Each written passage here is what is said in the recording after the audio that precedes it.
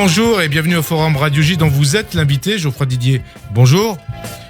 Alors, au menu du forum, la crise du coronavirus et ses conséquences économiques, sociales et politiques. Comment relancer la croissance et faire redémarrer la France. Et puis, donc, par l'augmentation des impôts, par la baisse des dépenses publiques, par la remise en cause des 35 heures ou par l'augmentation du pouvoir d'achat. Et puis, comment, en tout cas, envisager l'après-crise et au-delà, la reconstruction de l'économie française passe-t-elle par l'Union nationale. Mais pour commencer, Geoffroy Didier, les municipales, êtes-vous d'accord avec le choix du gouvernement d'avoir choisi la date du 28 juin pour le second tour, ou fallait-il reporter ces élections à l'automne ?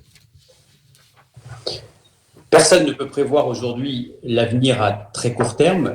Il fallait bien prendre une décision. Elle a été prise par le gouvernement, dont acte. Chacun a bien compris que ce ne serait pas une campagne comme une autre, que celle-ci serait très difficile au regard des exigences sanitaires.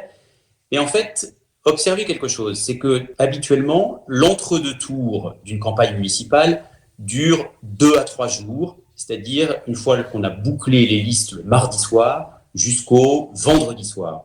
Là, cette fois, nous aurons une campagne d'entre-deux tours qui ne sera pas de 2 ou 3 jours, mais qui sera de près d'un mois. Ce sera en fait l'entre-deux tours des élections municipales, peut-être le plus long de l'histoire de la démocratie française. Donc ça vous convient. Et donc les polémiques étaient inutiles. À partir du moment où l'activité économique reprend, la démocratie doit aussi reprendre ses droits, avec la clause de revoyure qui a été prévue, c'est-à-dire que si tout d'un coup les conditions sanitaires devaient se détériorer, il n'y aurait pas d'autre choix que de reporter une nouvelle fois cet entre-deux tours et ce second tour de l'élection municipale. Personne ne le souhaite, mais il faudra évidemment s'adapter aux circonstances qui, chacun l'a bien compris, sont tout à fait exceptionnelles en ce moment. Alors, autre dossier, autre sujet, la gestion de la crise. Y a-t-il eu faute du gouvernement et donc des ministres et puis aussi d'Emmanuel Macron en ce qui concerne justement la gestion de cette crise sanitaire ? Et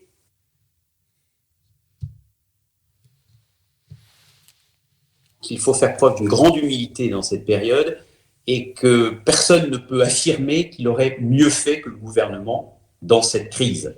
Alors, il y a des questions qui ont été posées.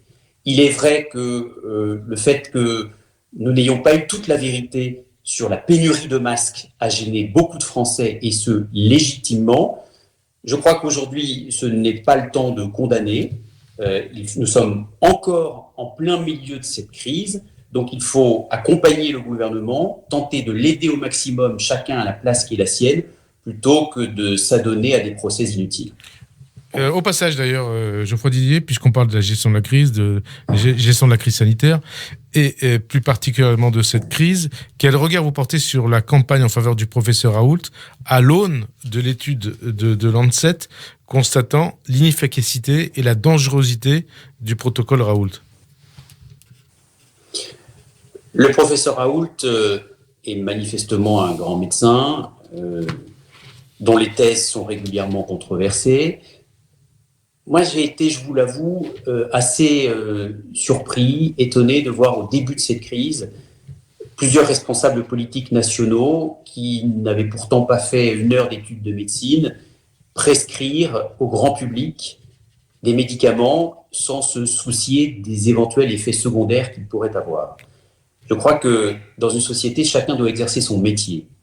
Les responsables politiques, qui ne sont pas des médecins, ne doivent pas se prendre pour des médecins, et les médecins, d'ailleurs, ne doivent pas se prendre pour des politiques. Et pourtant, vous parlez... C'est la raison pour laquelle... Ouais.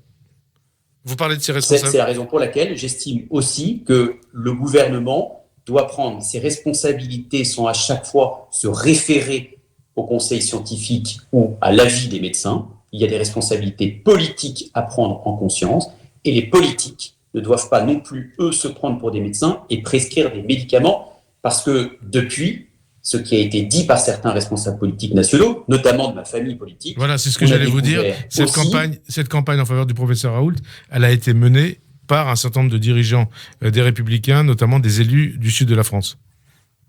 Oui, mais ça ne m'empêche pas de penser ce que je pense et de continuer à dire cela. C'est que les politiques ne doivent pas se prendre pour des médecins. Le professeur Raoult a son avis. Il y a aussi des études qui contestent l'avis du professeur Raoult, notamment une étude de grande ampleur qui a été accomplie sur près de 100 000 patients.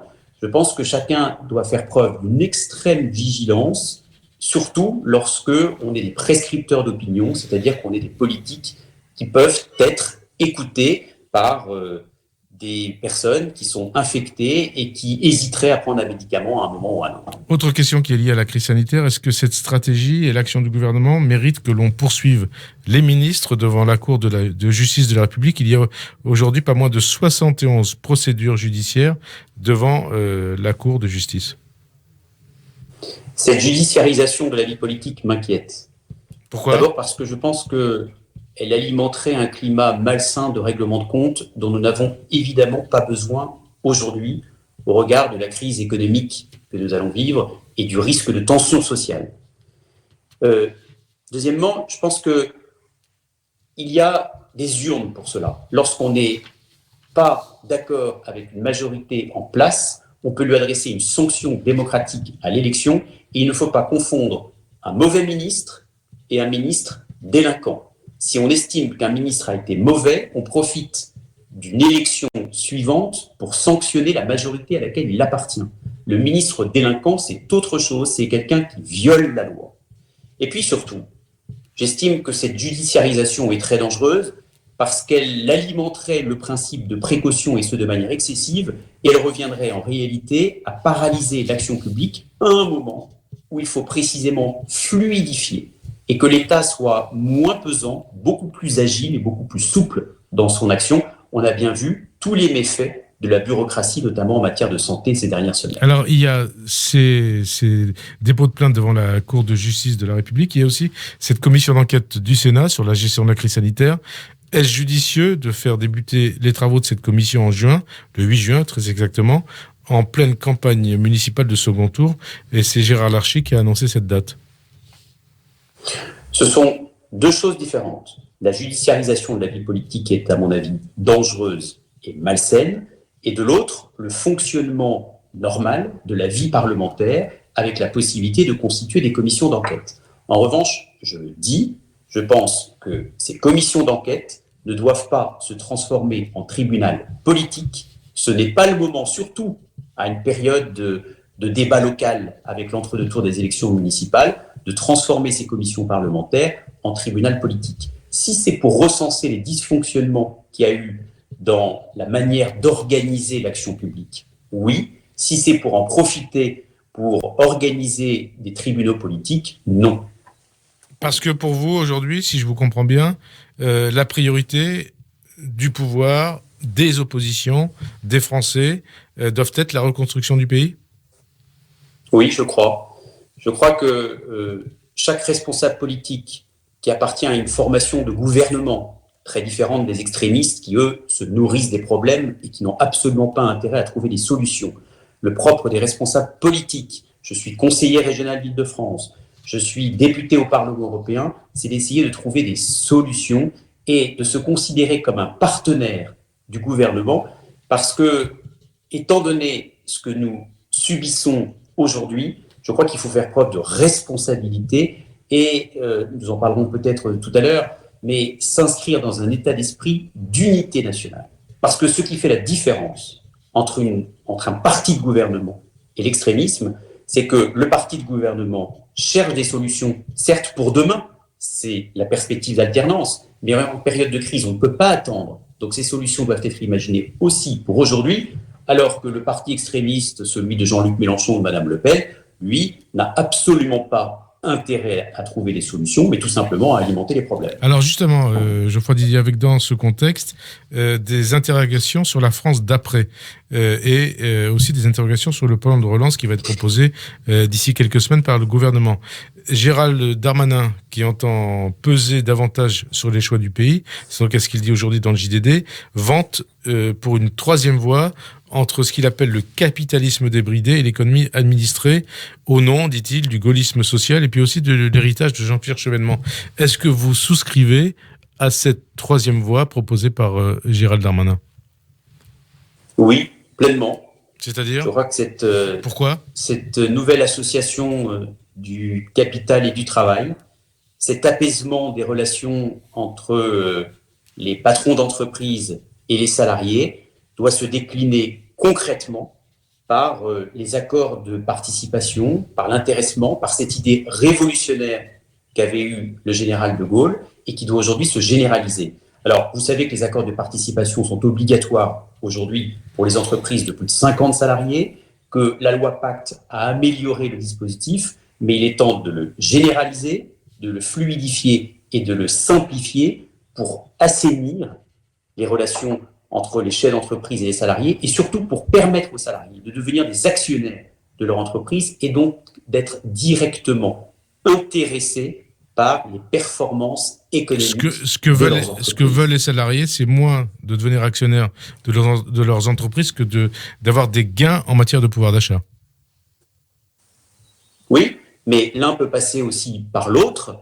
Donc, c'est tout l'intérêt de ces accords de participation, de cet intéressement.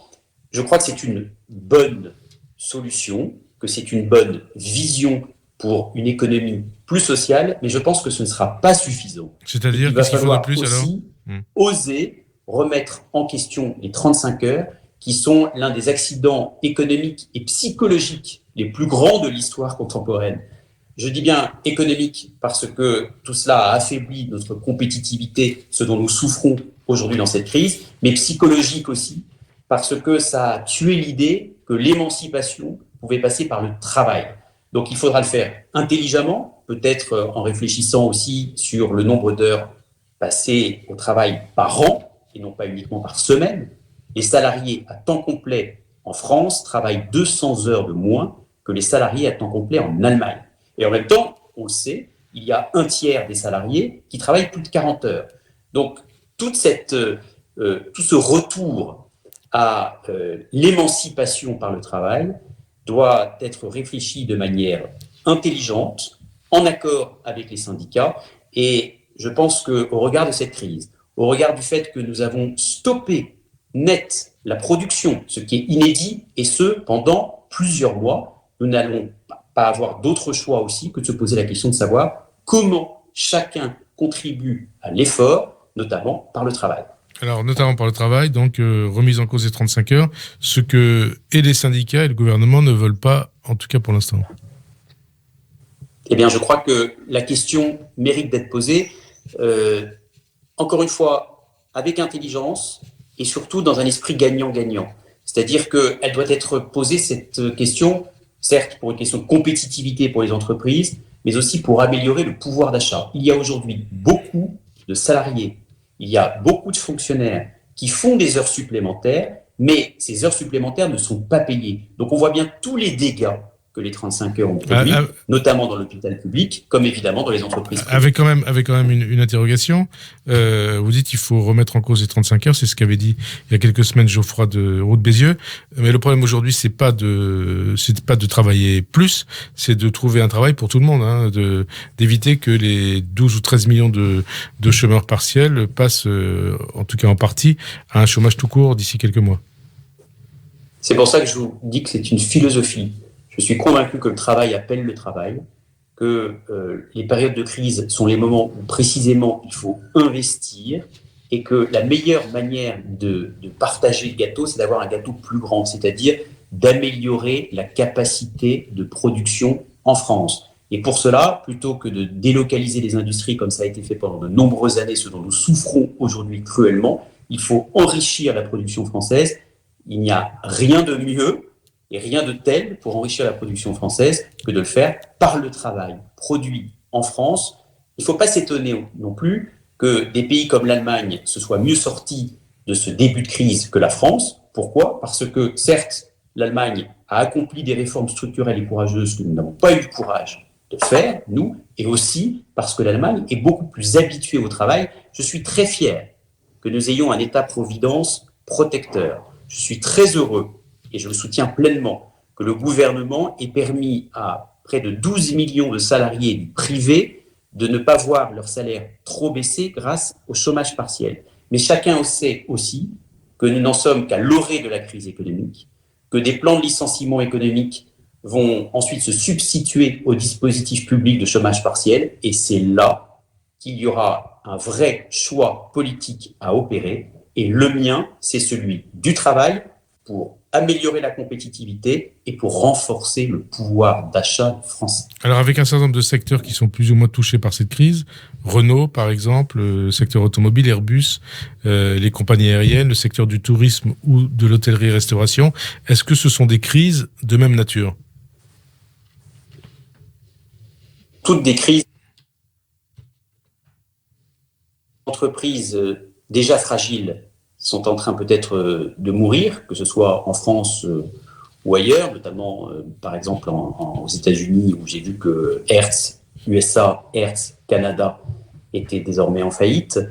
Mais si je prends l'exemple de Renault, où l'État est actionnaire à 15%, l'alliance Nissan-Renault s'était lancée dans une course au volume, avec près de 14 millions de voitures par an. Et on voit bien que cette capacité de production n'a plus lieu d'être du fait de la crise.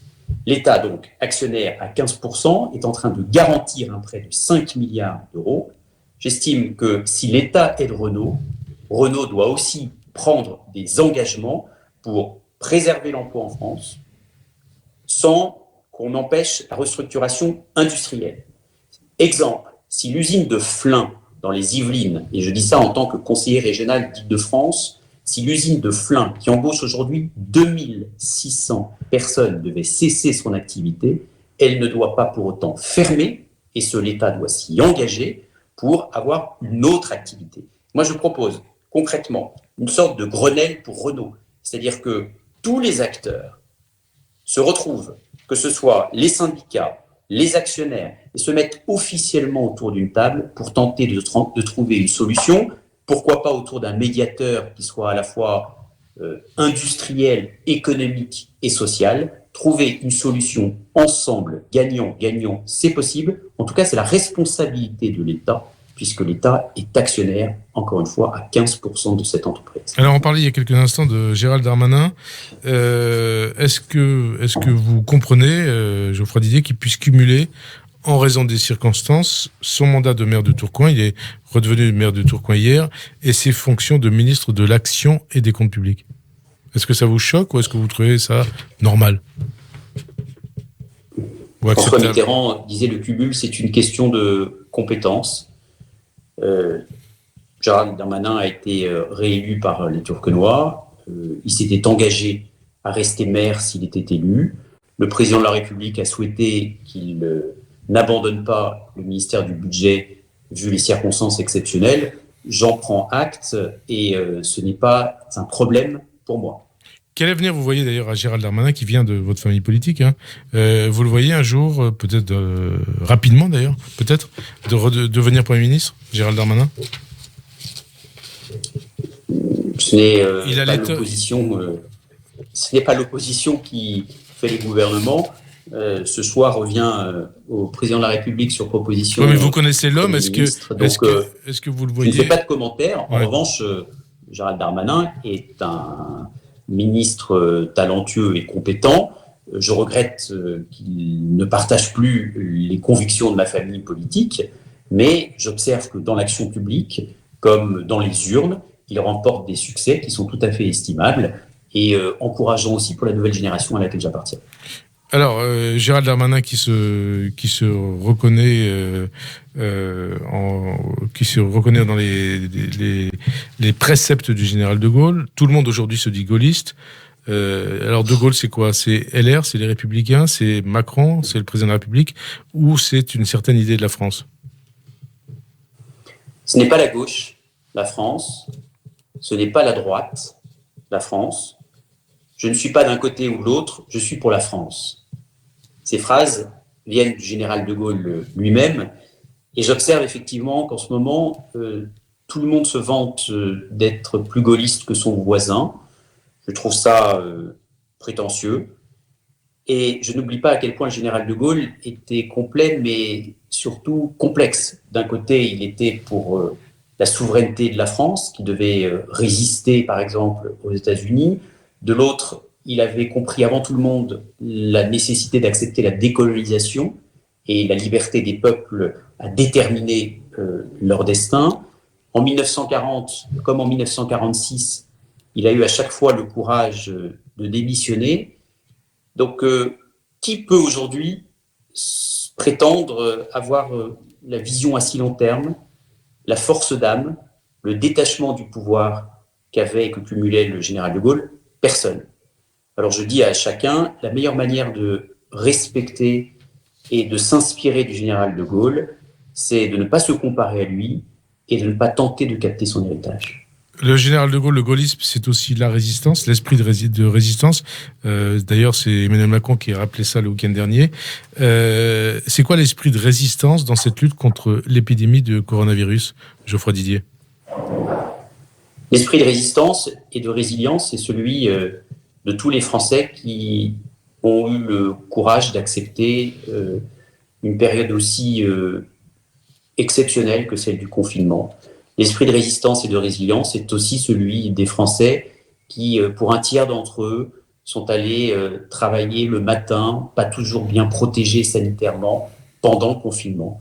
Et l'esprit de résistance et de résilience, c'est aussi celui de ces millions de Français qui ont repris le chemin du travail, malgré les risques sanitaires qui sont toujours là, et qui ont compris à quel point l'appareil productif devait reprendre pour sauver notre pays.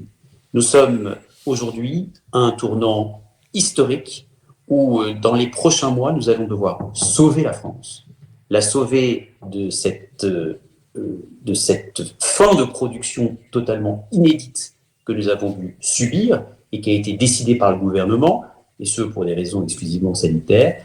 Et donc, je suis très fier de la manière dont, dans leur immense majorité, les Français ont vécu et ont résisté face à cette épreuve aussi douloureuse. N'oublions pas. Oui, est-ce que les dirigeants politiques français ont tous été à la hauteur de cette crise? Ont-ils fait preuve, justement, de cet esprit de résistance face à l'épidémie, face à la crise sanitaire?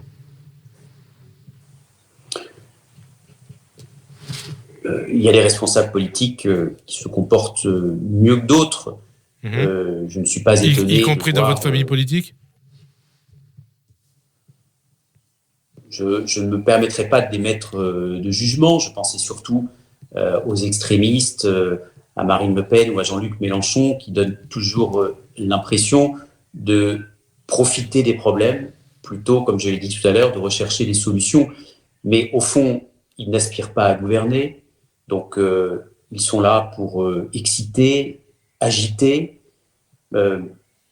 Et la manière dont ils s'expriment et cherchent à agiter les esprits ne m'intéresse pas et, j'espère, ne doit pas retenir l'attention des Français. Nous devons nous concentrer aujourd'hui sur la recherche de solutions. Et je voudrais vous dire, par exemple, que les présidents de région, qui pourtant ne partagent pas dans leur grande majorité les options politiques du gouvernement, je pense à la région dont je suis l'élu, l'Île-de-France, avec Valérie Pécresse, je pense à Renaud Muselier, je pense à Laurent Wauquiez, je pense évidemment aussi à Xavier Bertrand, se sont comportés comme des partenaires opérationnels du gouvernement, souvent pour pallier les carences de l'État, mais plutôt que de s'opposer, de dénigrer et de critiquer, ils ont tout simplement agi. Et on voit bien aussi que l'État va devoir être moins jacobin et trouver des solutions pour partager les responsabilités, mieux déléguer les pouvoirs et stopper ce centralisme, cette bureaucratie d'État si pesante qui a entravé l'action publique. Ça veut dire que le plan de relance, il passe d'abord par les régions? Le plan de relance, il passe par un État puissant, mais moins pesant, beaucoup plus agile.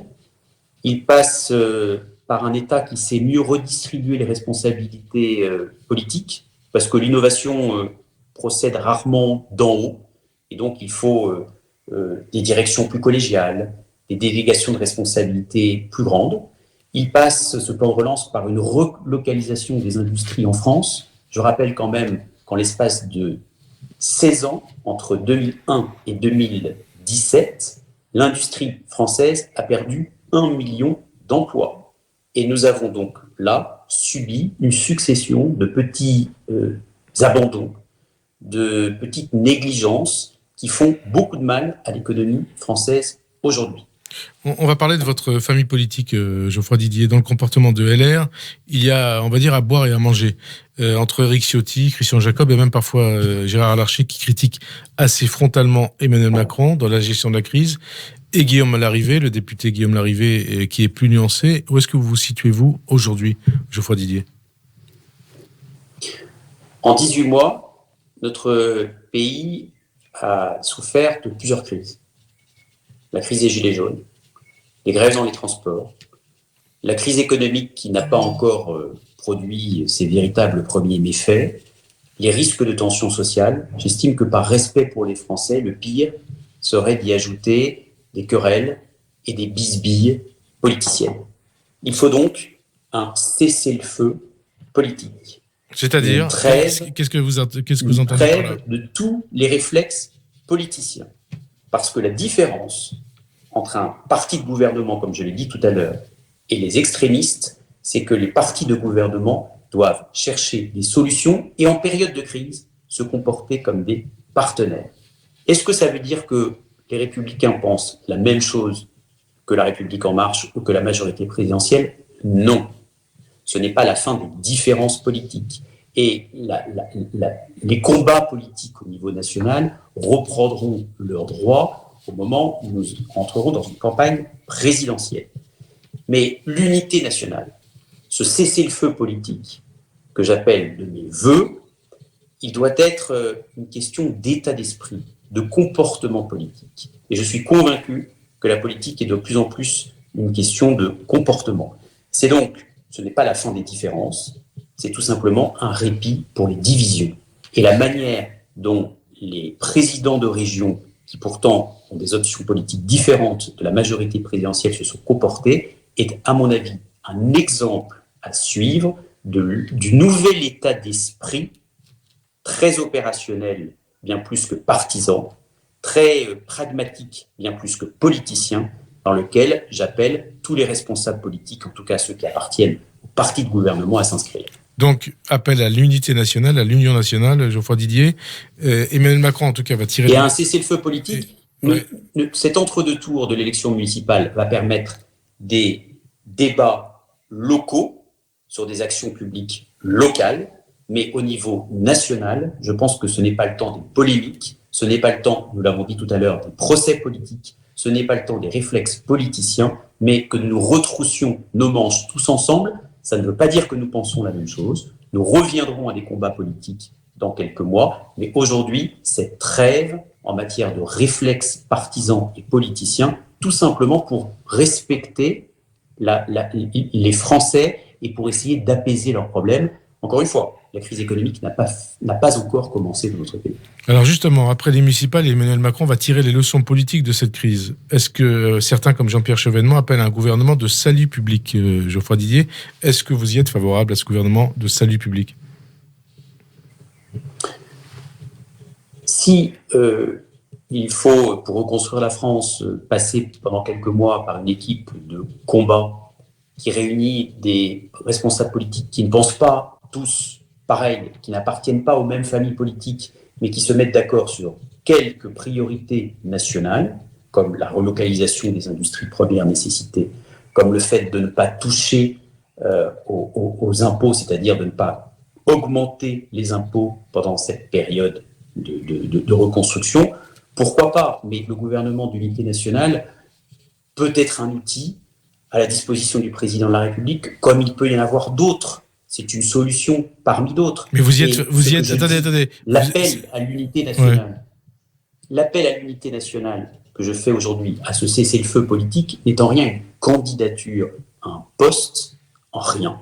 Mais c'est tout simplement un appel à un état d'esprit différent et provisoire. Encore une fois, parce que la vie politique reprendra ses droits et parce que nous ne pensons pas la même chose, mes convictions n'ont pas changé pour autant, mais nous sommes en période de crise et nous devons démontrer que nous voulons plus aider la France que combattre notre adversaire. Ça veut dire qu'on peut refaire, après la crise sanitaire, en tout cas dans le cadre du plan de relance qui a été fait après la guerre par le général de Gaulle ? Oui, alors, comparer la situation actuelle à la Seconde Guerre mondiale est toujours compliqué parce que la Seconde Guerre mondiale est malheureusement un fait totalement inédit. Ce n'était pas l'histoire d'un virus, c'était l'histoire d'une barbarie à visage humain, où des hommes s'en sont pris à des hommes parce qu'ils étaient juifs ou parce qu'ils appartenaient à un peuple ou à une nation différente de celle des soldats qui les combattaient. En termes de dégâts humains, ce n'est pas non plus comparable, mais en termes de crise économique, d'ailleurs, ce n'est pas comparable, puisque au lendemain de la Seconde Guerre mondiale, chacun était libre de se reconstruire. Aujourd'hui, nous n'avons plus les mêmes marges de manœuvre. C'est-à-dire que la mondialisation est là, c'est un fait, bien plus important qu'au sortir de la Seconde Guerre mondiale, et parce que la dette publique, notamment la dette publique française, est telle que les marges de manœuvre sont aussi très différentes de la Seconde Guerre mondiale. Donc, je ne cherche pas à comparer ce qui n'est pas comparable. En revanche, ce qui est certain, c'est que ce que nous vivons, ce que nous subissons est tout à fait exceptionnel. C'est depuis, en tout cas, la Seconde Guerre mondiale, la crise économique, psychologique, sociale la plus importante. Et donc, il faut s'en donner les moyens. Et s'en donner les moyens, ça commence par un état d'esprit, une philosophie d'action qui doit transcender les clivages partisans, cet esprit de responsabilité que j'appelle de lui. Vous dites ce n'est pas une candidature à un poste, mais un appel à un nouvel état d'esprit, Geoffroy Didier. Mais si on devait vous proposer de participer à cette phase de reconstruction au sein d'un gouvernement, est-ce que vous pourriez le refuser ? Mais je le fais déjà avec mes moyens. Je le fais en tant que député au Parlement européen, en soutenant toutes les réformes que l'Union européenne, avec des gouvernements qui appartiennent d'ailleurs à des majorités très différentes, sont en train de mettre en place. Je le fais comme conseiller régional d'Île-de-France, aux côtés de Valérie Pécresse, qui se comporte de manière très responsable et même exemplaire en étant un partenaire du gouvernement. On n'est pas obligé d'être membre du gouvernement pour faire preuve de responsabilité aujourd'hui. Chaque responsable politique. Non, mais c'était pas la question. Citoyen, est-ce que si on vous le proposait, vous pourriez le refuser ou pas ? Ce n'est vraiment pas ce qui m'anime aujourd'hui.